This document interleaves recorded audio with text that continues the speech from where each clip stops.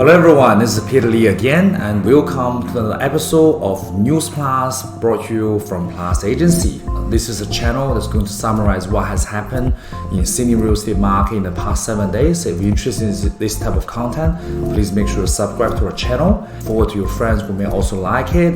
Plus Agency is a boutique real estate agency located in the heart of Chatswood. We're looking after properties in Lower North Shore, Upper North Shore, Eastern Suburb, and Sydney CBD. If you have needs for properties in these areas, please pay us a visit. If you are owner and have property in this area to sell, please make sure to pay us a visit as well to enjoy some of the best services we can provide to your property in Sydney real estate market. Without no further ado, let's get News Plus started. First thing, this is a very proud moment of Plus Agency. Blank check offer wins battle for $6.58 million Barangaroo apartments. This sale was done by my amazing team member Leanne, Dewey, and Jason. A senior home seller has pocketed massive prices for their property after a determined buyer showed their agent the signed blank check and invited them to fill in whatever price they want. The price is $6.58 million. This property was initially brought on the market at a price guide above $5 million. Very soon, increased to 5.5 right after the first opened couple of inquiries, and then going up to 6 million, and then finally this deal was closed at 6.58 million, which is an offer the vendor happy enough to take it off the market and sell it before it goes to the auction. So in the end of the day, it was about $1.58 million higher than the initial guide. On the launch of the plan, this property was only for $2.95 million. So after a few years after settlement, this property is doubled of its value in Barangaroo despite it's a leasehold property on the waterfront. The final sale price is almost about 30% higher than the initial guide. There was buyers that actually on the spot waiting to transfer money, not by a check but also by net bank as well, but this buyer with the check wins the final day. The price is a building record dollar per square meter rate wise at $51,406 per square meter. In the first 48 hours, there has been over 100 inquiries came through for this property. Results in Barangaroo are extraordinary. People are moving away, even from the eastern suburb to Barangaroo now, and they're finding it difficult too because no one is really selling there. The next building that's under construction is a high-rise building, which some people like, some people doesn't, and this low-rise waterfront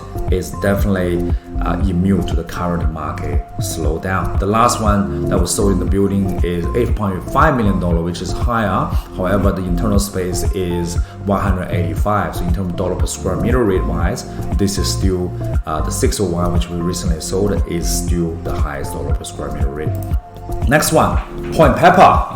So moving back into the eastern suburb, Point Pepper waterfront, Acuna with a rear Pentagon boathouse sells for $45 million. Another big sale in the Billionaires Row. Point Pepper waterfront, owned by the big man Master Warren Daly and his author and fitness guru wife Karen, sold for $45 million after 5 years on and off on the market. The deal was done by Sotheby's International, which is one of the best agencies in the eastern suburb. The location is at 20 Woodley Road in Point Pepper. The $48 million price expectation was started in obviously April 2017 when the market was really hot, and then the deal finally got closed at about $45 million, which is still one of the biggest sales that's actually happened. And this is followed by the $60 million plus sale of a Darling Point waterfront.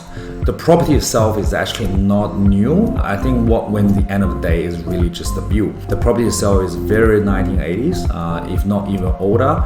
It's like one of those old TV commercial properties, but because even the boathouse had a gun barrel view into the Harbour Bridge and the Opera House, and it's absolutely waterfront and it's in Point Pepper, and that is why this pocket are getting a lot of attractions and finally get the deals done. The most expensive property has also happening in this particular area as well, being the $95 million Ashwater, traded in late 2020, and that is absolutely amazing. There's another house called Eileen that was sold for $73 million, which is also important pepper. Next one, study shows single Sydney buyers are able to make use of first home grant. This is the threshold boost. So let's just say the reason why. There is a government grant that came out to help first home buyers to actually get into the market. However, even though this will be able to add an extra $100,000 to the purchase price in the property search as part of government deposit first home buyer guarantee scheme. In order to buy something at about $800,000, $900,000, you have to be earning roughly about $150,000 a year after tax to be able to borrow that amount, right? For a single who works in Sydney to actually get this particular income, it's just hard. And the thing is, there is actually a income threshold on this as well, which is being $125,000. So the borrowing capacity and the threshold of income is actually contradict with each other. So you can only buy properties using the scheme if you are a couple, who actually have a lower income with a threshold, but with a high enough income to actually be able to borrow. So this is something that's very, very interesting. Hopefully, with the new election happening, this will change along the way. Ex-Labor MP Ross Kelly sells of a cruise harbourfront for $25.3 million. Former Westpac chief David Morgan and his wife, former Labour MP Ross Kelly, has pocketed $25.275 million from the sale of their Vaucluse harbourfront home. The power couple has resided on the waterfront in Rockpool since they bought the $9 million in 2009 from the Bracely family, and this is a beautiful, by no means beautiful home. It does worth its money. It's on the waterfront with a beautiful jetty attached to it, sandstone on the bottom, floor-to-ceiling glass span over 3 levels with a really, really beautiful view. And it's got its name because of the unique pool in the rock below, so it's called Rock Pool. And then compared to what they originally paid for, the power couple pocketed around $16 million through this sale. All right, next one. Sydney's cooling housing market puts quick buck rentals in jeopardy. Because the Sydney housing market started to cool down a little bit, hence there are less people actually buying houses to rentals anymore. Sydney's cooling house market is set to deliver a world of pain for the record numbers of property buyers who pay big money for homes with the hope of flipping them for profit. Alarming analysis from Rewire, Australia's largest real estate network, shows speculative buyers was raffled in the Sydney housing market over the past 3 years. Sydney was described Australia as a flipping capital and has 3 times as many flips transactions where the buyer held the property for less than a year than other capitals, including Melbourne, and close to 5% of all Sydney units traded last year were owned for less than 12 months before the sellers offload them. And many of the property flippers who attended the project last year were reported to have made considerable profits because the booming price and record buyer happens. However, with the market cooling down, with the prices of construction and labors going up, it seems like a lot of these homes probably will be left undone, half done, or not done at all, or probably even worse, not be able to flip in a short amount of time. We'll see how it goes. All right, next one, mind-blowing modest red brick home in Concord sells for $5.2 million. This is on 41 Barris Road, Concord. There's no view. A modern red brick homes on a corner block in Concord has sold to developer for $5.2 million.